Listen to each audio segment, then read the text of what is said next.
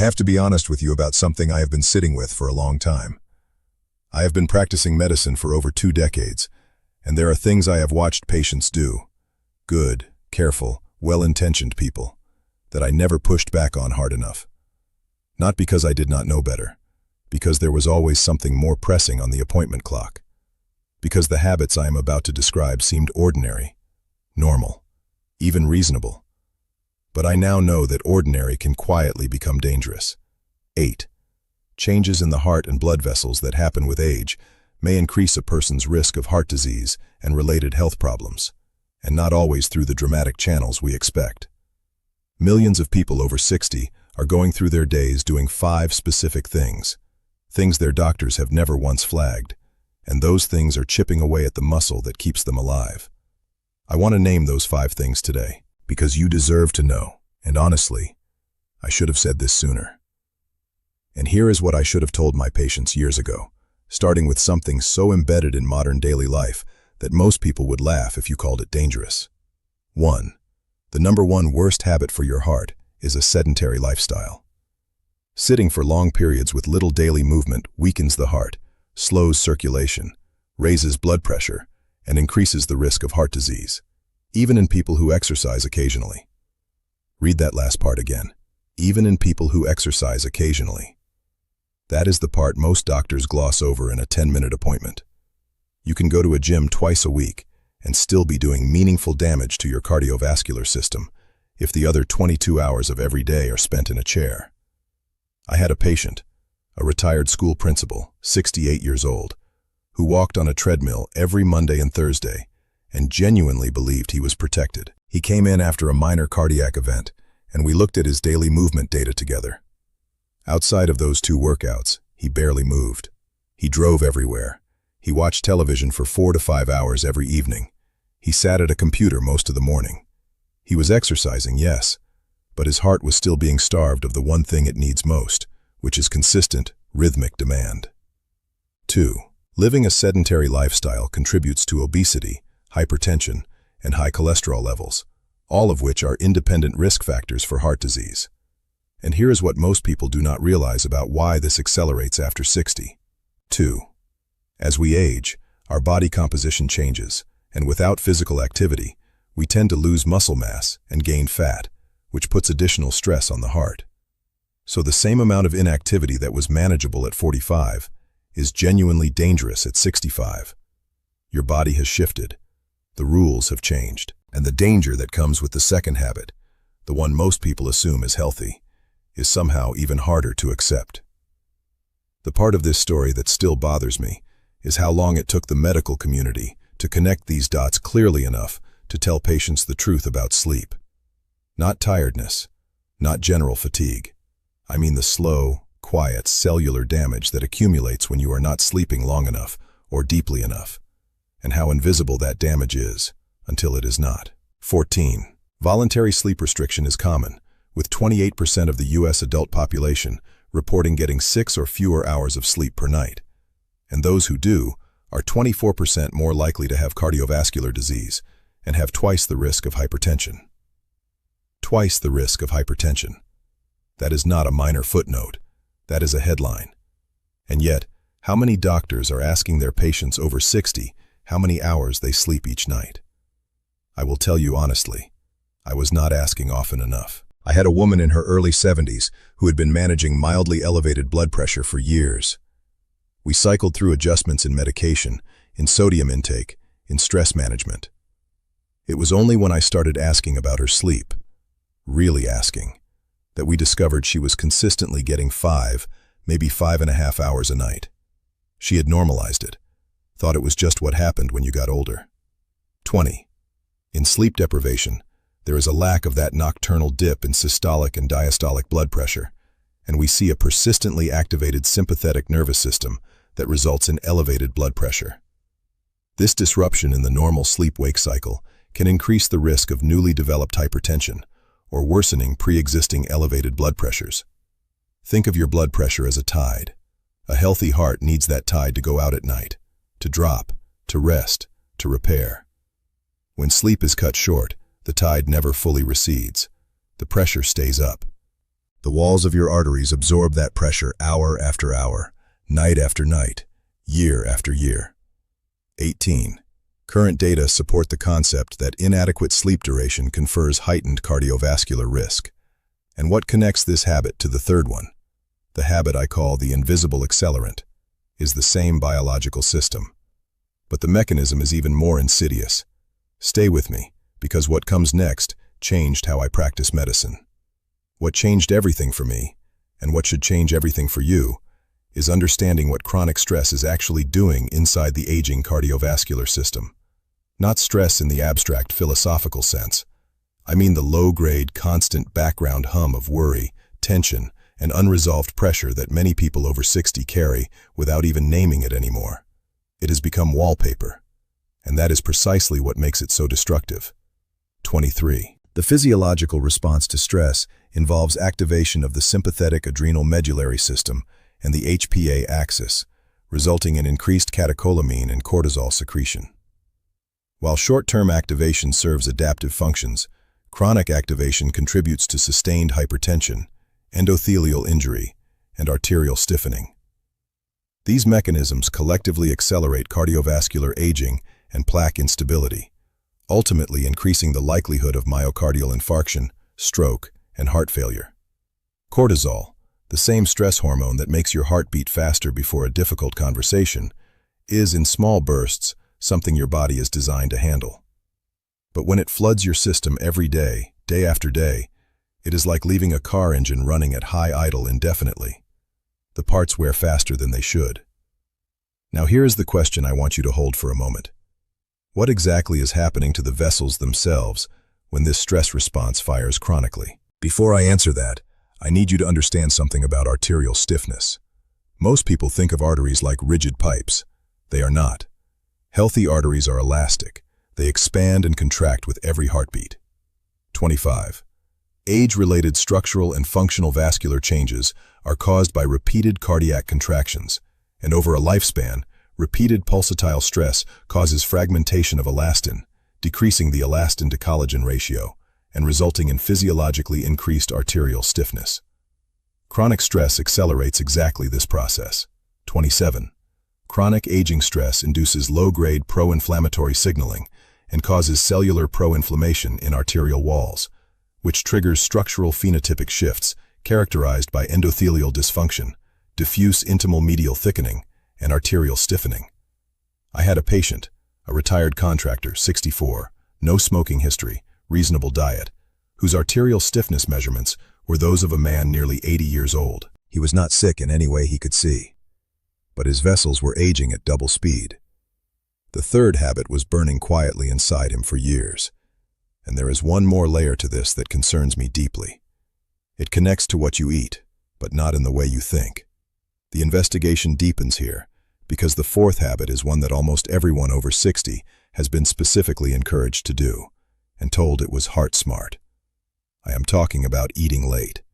Not in the sense of a rare indulgence, but the nightly pattern of having a full dinner close to bedtime, often the largest meal of the day, and then lying down within an hour or two.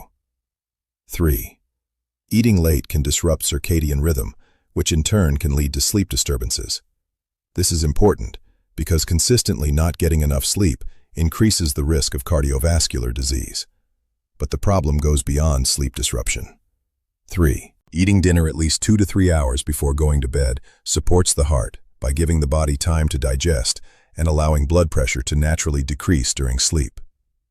When food hits your digestive system late at night, your body redirects blood flow to the gut. Your metabolism stays elevated when it should be slowing. Your blood sugar rises, and your heart has no quiet window for the cellular repair it desperately needs. I want you to imagine a construction crew that is supposed to come in after hours to fix the building. But every night, the building is still full of people. Lights on, noise everywhere, no space to work. That is what late eating does to your heart's overnight recovery window. What is actually happening biologically? Your endothelial cells, think of them as the delicate inner lining of every single blood vessel in your body, do their most important repair work during the lowest metabolic demand of the night. When you eat late, that demand never drops far enough. I had a patient, a woman in her mid-60s who was otherwise disciplined about her health, who could not understand why her blood pressure remained elevated despite medication and regular walking. We did a simple dietary timing diary over 2 weeks. She was eating dinner at 9:30 almost every night. We shifted her last meal to 6:30, added nothing else, changed nothing else. Within 6 weeks, her numbers had moved meaningfully. The body wants a rhythm. When you override it nightly, there is a cost. And the fifth habit, the one I have saved until now, is the one that surprises people the most. Because it involves something most people are actively proud of avoiding. I wish I had known this sooner. Because the truth is, the fifth habit that quietly weakens the aging heart is social isolation. And I do not mean that metaphorically. I mean it as a measurable, biological, cardiovascular risk. We know now that loneliness and chronic social disconnection trigger the same stress response cascade we discussed earlier. 4. Many older adults face barriers to maintaining optimal heart health, including mobility limitations, low socioeconomic status, and social isolation. But the conversation around social isolation has historically been filed under mental health, not cardiology. That categorization has cost people years of their lives. Because what happens physiologically when a person over 60 becomes progressively more isolated, whether through loss of a partner, retirement, reduced mobility, or simply the natural shrinking of social circles, is that the sympathetic nervous system stays activated in ways that mirror chronic stress. The same cortisol spikes, the same arterial inflammation, the same pressure on a heart that was already working harder because of aging. Now, to tie all 5 of these habits together, I want you to think about a pattern.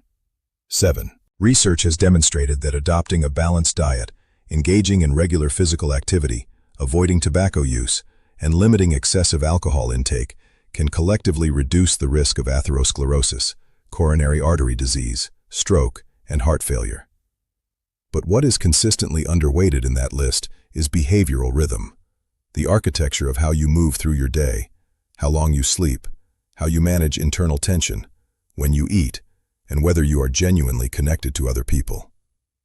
I had a retired couple, both in their late 60s, who came to me in the same year. One had 4 of these 5 habits. The other had 2. Their medical profiles at the point they each arrived in my office were remarkably different, and the difference mapped almost precisely onto that behavioral gap. If you have ever looked at someone your age who just seems older than you expected, someone whose heart health deteriorated faster than their years would suggest, I want you to type the word "same" in the comments right now. Because I hear this story constantly, in practice and in the research, and you are not imagining it.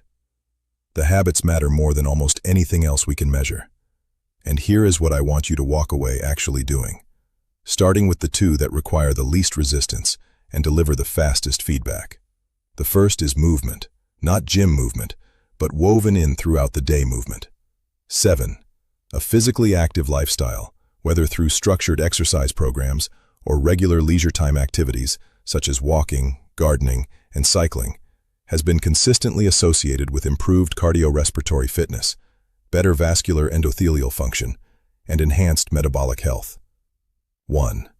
Walking is the ultimate exercise for seniors over 60. It is low impact, easy to adjust to any fitness level, improves circulation, supports heart health, and can be done safely almost anywhere. The research from the Cardiovascular Health Study, one of the most important long-running studies of heart health in older adults ever conducted, found that 13 walking pace and leisure activity were associated with a 26% and 22% lower risk of heart failure respectively. 26% from walking, not pharmaceuticals, not procedures, walking. The second is sleep protection, which means treating your sleep window the way you would treat a medical appointment, non-negotiable, scheduled, and defended from interruption. 21. Adults need approximately 7 hours of sleep a night, and many people are not getting it. Set a consistent sleep time and wake time, even on weekends. Keep your room cool and dark. 15. Short sleep duration may be a common and preventable cardiovascular risk factor in the elderly population. Prevention, in this case, asks nothing from you except consistency. The third action is eating earlier, shifting your last meal to at least 2 to 3 hours before you lie down. You do not have to change what you eat, just when. This single adjustment alone has been shown to support that critical overnight dip in blood pressure that your heart depends on to repair itself. These are not revolutionary ideas. They are specific, honest, science-backed adjustments that most people will never make, simply because no one has ever explained to them clearly enough why the habits they currently have are doing what they are doing. But now you know. And knowing, as I have seen over and over again in my practice, actually changes behavior.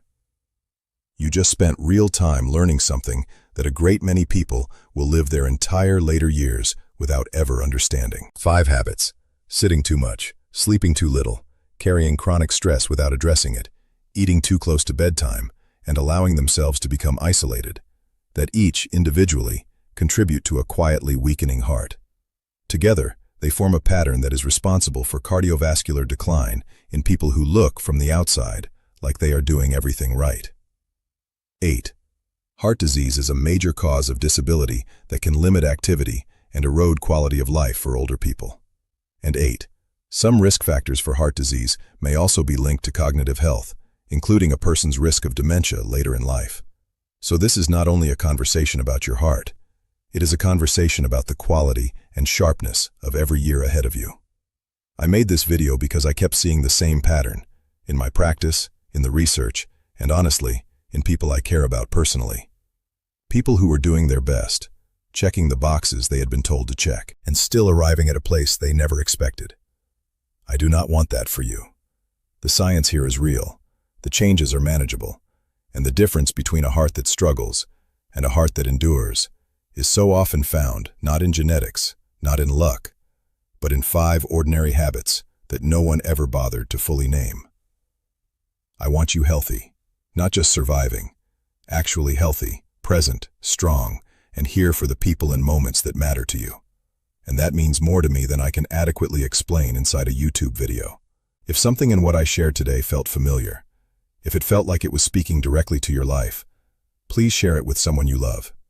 They deserve to know this too. And if you want to keep learning together, stay with us. I will be here.